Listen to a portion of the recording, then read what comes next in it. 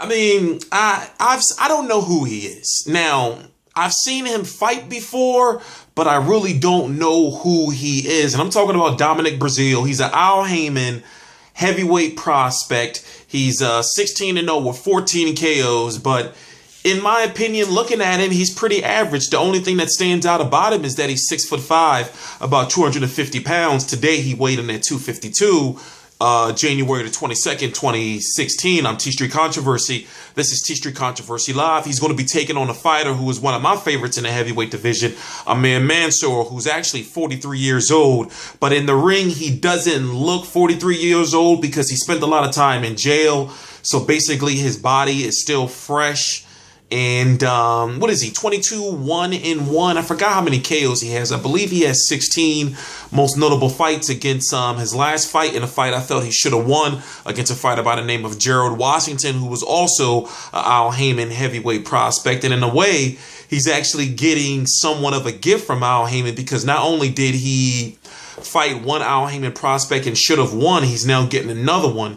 And he's getting one from a fighter who had trouble with a fighter that he beat before in Fred Kasi.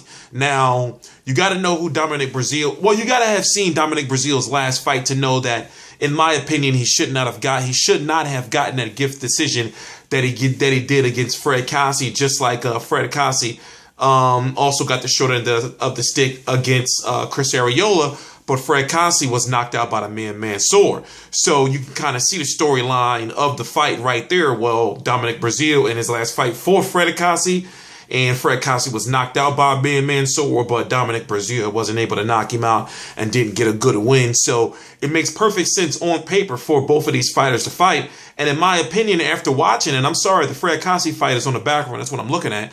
And after watching Dominic Breazeale in 3 fights, he's not that good. You know, he's just not that good. There's no better way to put it. You know, and I believe that Amir Mansour may beat him and may stop him. And I'm not just saying that just because I'm from Philly. But I'm T-Street Controversy. This is T-Street Controversy Live. I cover every single major fight live. And I'm actually more excited about this fight than I am actually about the Danny Garcia versus Robert Guerrero fight. For some reason, I don't know. I just want to see this Dominic Breazeale dude get exposed. I just don't think that he brings nothing to the table. Now, when it comes to Amir Mansour, there was talks of him possibly fighting Deontay Wilder before Spielka got the call. But what happened was he wasn't ranked by the WBC. So the winner of this fight, from my understanding, is going to get rankings within the WBC and can be possibly a potential Wilder or Povetkin fighter in the future. And I had a chance to talk to Amir Mansour a couple of weeks ago, or about a week or so ago, and he was talking about how he just wants to fight top 5 guys. He was like, it's no point in him fighting guys who aren't ranked. And I can understand he's 43 years old, even though I said he doesn't look it.